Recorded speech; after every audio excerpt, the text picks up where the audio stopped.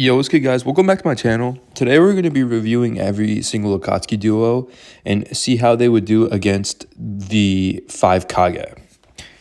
And before this video starts, we can all agree two things. One, the strongest 5 kage member is Onoki, and the strongest akatsuki member is Itachi.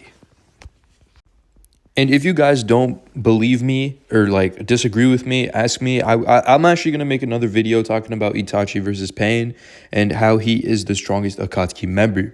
So stay tuned for that video. It's going to be coming soon, but just agree with me for this video. It doesn't really matter regardless. I just want to put that out there. And I don't think anybody would argue with me that Onoki was the strongest 5 Kage member. So yeah, let's just get into this video. One more thing, I'm not going to even like debate Zetsu because first of all, he doesn't even have a partner. Second of all, he literally sucks. Like anyone would have defeated him. Like there's no debate there at all. So first we're going to talk about Hidan and Kakuzu. Now there's no like that much explanation needed here. The 5 Kage would absolutely destroy these guys.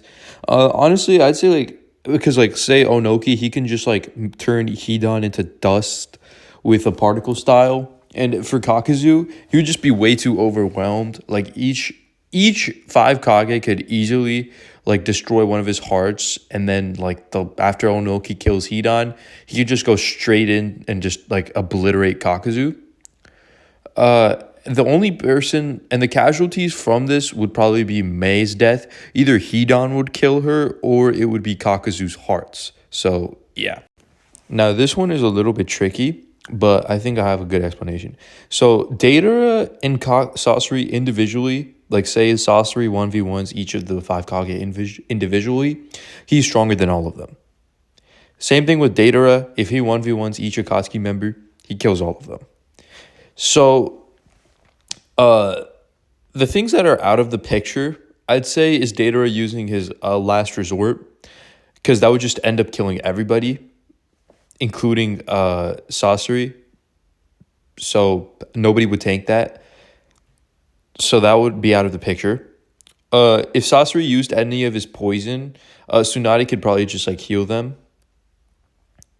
And before you say, oh, I think Gaara is stronger than Deidara, no, he's not, because even though Gaara did get stronger, Deidara literally defeated him with the intentions of kidnapping him, not even killing him. Gaara had the intention of actually killing Deidara. And if you say, oh, Deidara planted a whole bomb on the Sand Village, but like, I guess that negates the fact that he wasn't trying to kill him. And even after that, Deidara still had energy to actually stay awake for 3 days and drain his chakra while fighting Kakashi and Naruto, and then getting one of his arms ripped off, and then going toe-to-toe kind of with Tenten, Neji, Guy. Like he obviously like didn't do anything to him, but he was easily able to like evade them just by his athletic abilities and just like his pure taijutsu skills. So Deidara is pretty good. And on Sasori's case, Sasori literally killed the strongest Kase Kage even before he got the Kase Kage puppet. So that would make him a lot stronger. And before you say, oh, he lost to Granny Chiyo and Sakura. No, first of all, he lost to Granny Chiyo. He did not lose to Sakura. Second of all, he let himself die. Third of all, the thing with Sasori is that Granny Chiyo knew everything about him. Same thing goes with that doesn't mean that Granny Chiyo would like actually like defeat him. And besides, Granny Chiyo did have help from useless trash, so it's kind of negligible. But here's the thing. I'm going to use a different reference. For this one, I'm going to be using a Star Wars reference and a Vinland Saga reference. So Obi-Wan was able to defeat Anakin Skywalker because he saw him grow up. He's the one who taught him everything. That's the reason why he was able to win. If if Darth Vader and Obi-Wan didn't know each other, Darth Vader would have obliterated Obi-Wan without even like trying.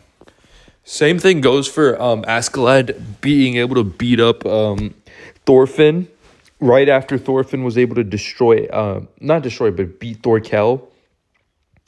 That obviously didn't mean that he could beat Askeladd because Askeladd saw him fight. Same thing with Granny Chio. She has even more experience with seeing sorcery and everything.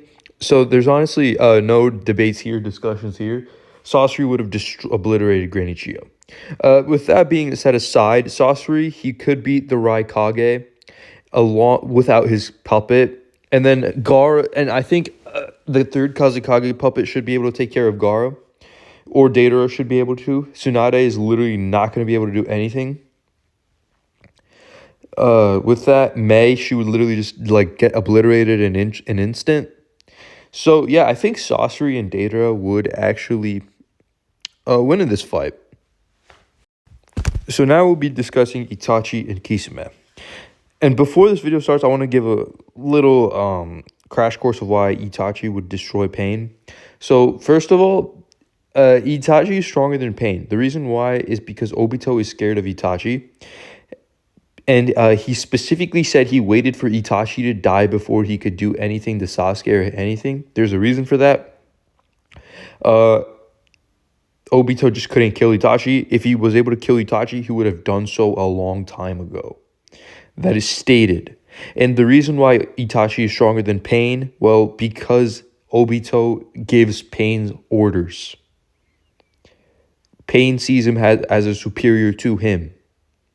That's why Itachi is stronger than both of them. And I'm talking about Orange Mask Obito. Obviously, White Mask Obito is stronger than Itachi. So now let's get on to this video.